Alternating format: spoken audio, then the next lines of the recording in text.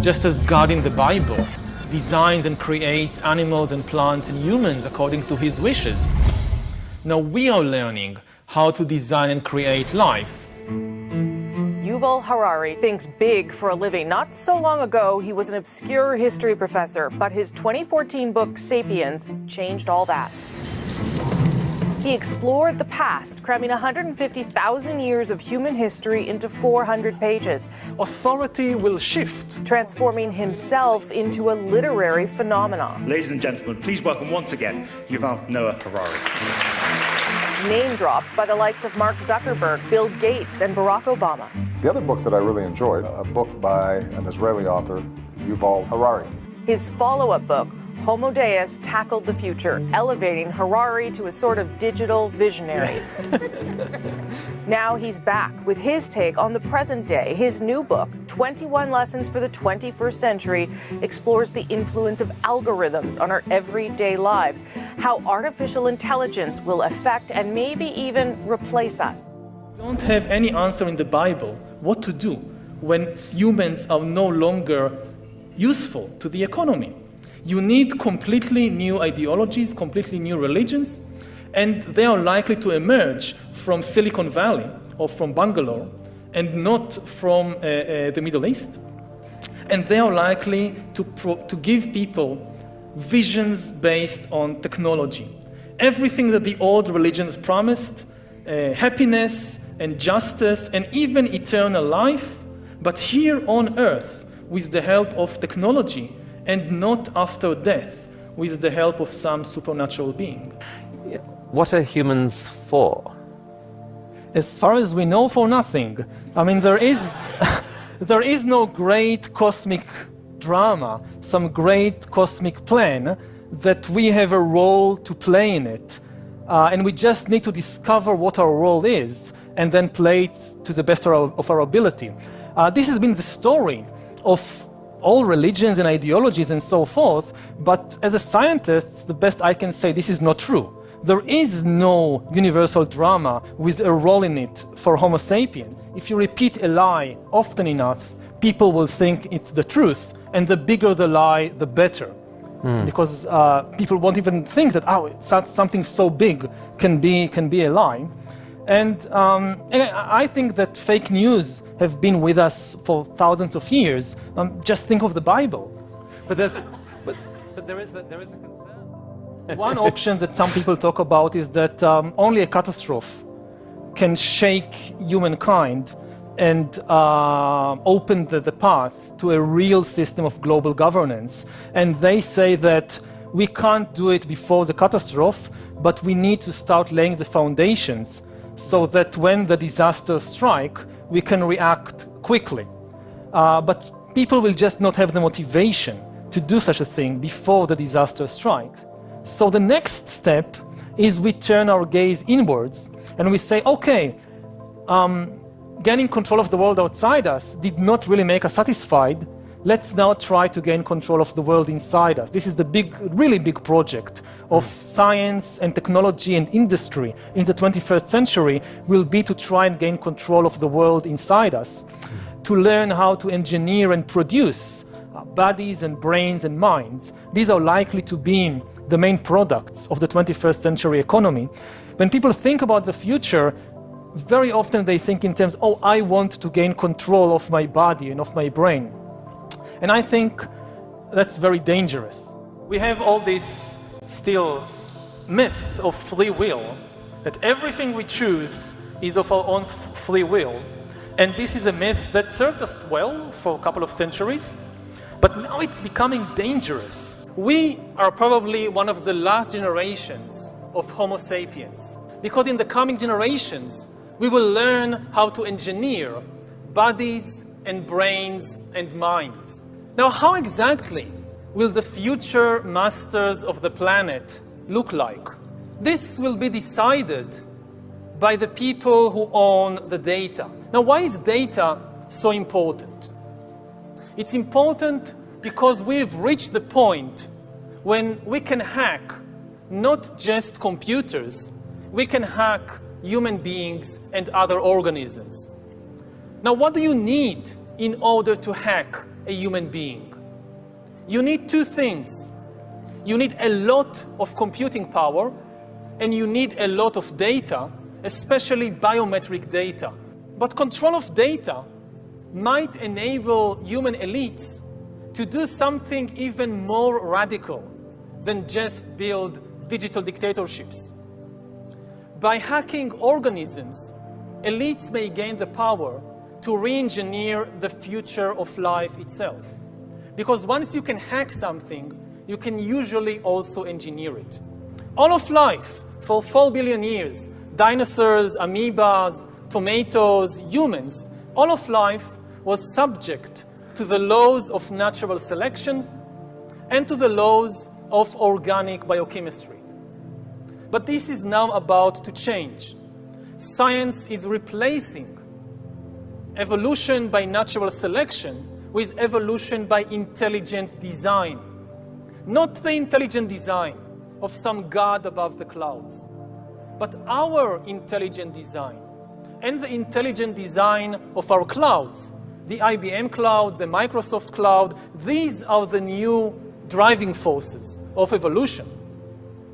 And at the same time, science may enable life, after being confined for 4 billion years to the limited realm of organic compounds, science may enable life to break out into the inorganic realm. Humans are now hackable animals. You know, the whole idea that humans have, you know, they have this soul or spirit and they have free will and nobody knows what's happening inside me. So whatever I choose, whether in the election or whether in the supermarket, this is my free will, that's over. Free will, that's over. That's over. Today, we have the technology to hack human beings on a massive scale. Yeah, I mean, everything is being digitalized. Everything is being monitored. In this time of crisis, you have to follow science. It's often said that you should never allow a good crisis to go to waste, because a crisis is an opportunity to also do good reforms that in normal times people will never agree to. But in a crisis, you see, we have no chance. So let's do it. Vaccine won't help us go The to the vaccine test, of course. will help us, of course. It will make things, you know, more manageable. Surveillance, people could look back in 100 years and identify the coronavirus epidemic as the moment when a new regime of surveillance took over, especially surveillance under the skin, which I think is maybe the most important development of the 21st century, is this ability to hack human beings, to go under the skin, collect biometric data, analyze it, and understand people better than they understand themselves. This, I believe, is maybe the most important event of the 21st century. By hacking organisms, elites may gain the power to re-engineer the future of life itself. Because once you can hack something, you can usually also engineer it. I think maybe in a couple of decades, when people look back, the thing they will remember from the COVID crisis is this is the moment when everything went digital. And if this was the moment when everything became monitored, that we agreed to be surveyed all the time, not just in authoritarian regimes, but even in democracies. And maybe most importantly at all, this was the moment when surveillance started going under the skin. Because really we haven't seen anything yet. I think the big process that's happening right now in the world is hacking human beings, the ability to hack humans, to understand deeply what's happening within you, what makes you go. For that, the most important data is not what you read and who you meet and what you buy, it's what's happening inside your body. So we had these two big revolutions, the computer science revolution, or the infotech revolution, and the revolution in the biological sciences. And they are still separate, but they are about to merge. They are merging around, I would say, the biometric sensor. It's the thing, it's the gadget, it's the technology that converts biological data into digital data that can be analyzed by computers. And having the ability to really monitor people under the skin, this is the biggest game changer of all. we've seen so far, it's corporations and governments collecting data about where we go, who we meet, what movies we watch. The next phase is the surveillance going under our skin. Mass surveillance systems established even in democratic countries, which previously rejected them.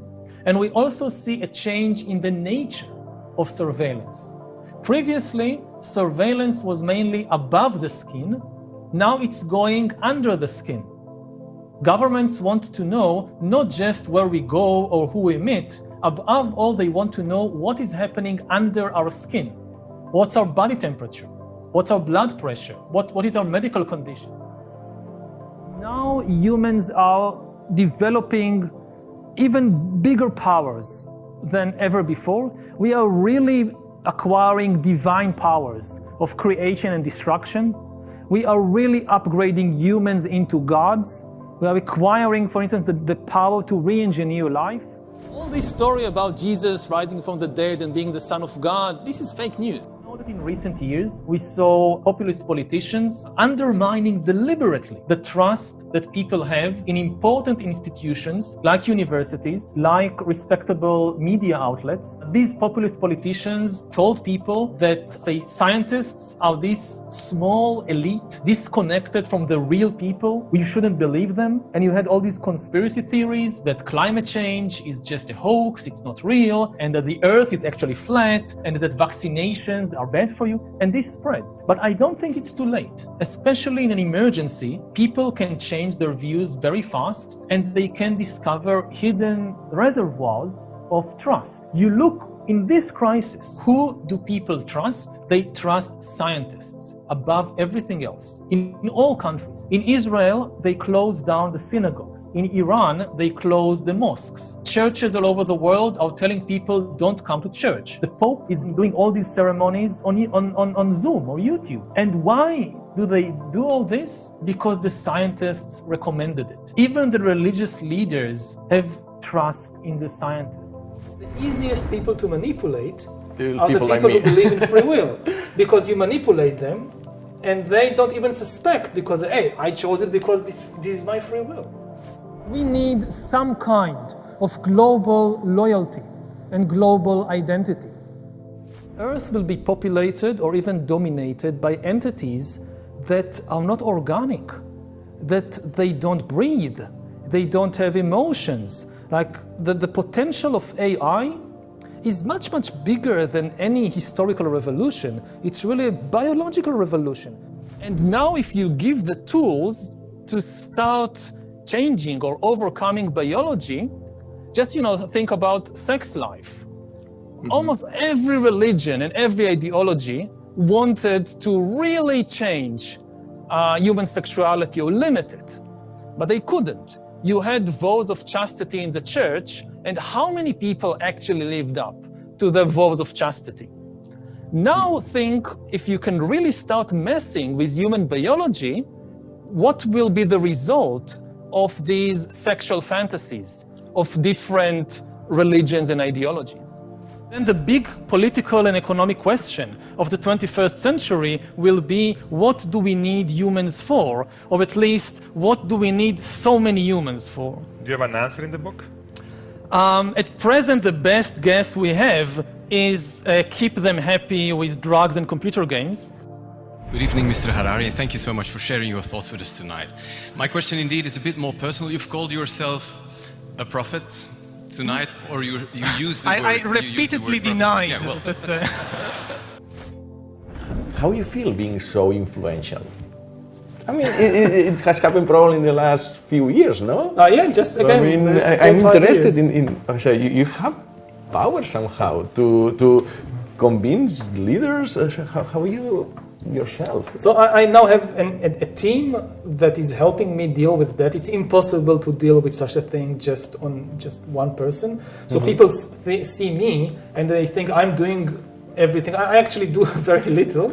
And the people who really work hard are my team members who organize this and everything. I'll send you a CV. And also, I repeatedly tell people that they shouldn't see me as a kind of prophet or guru. I don't know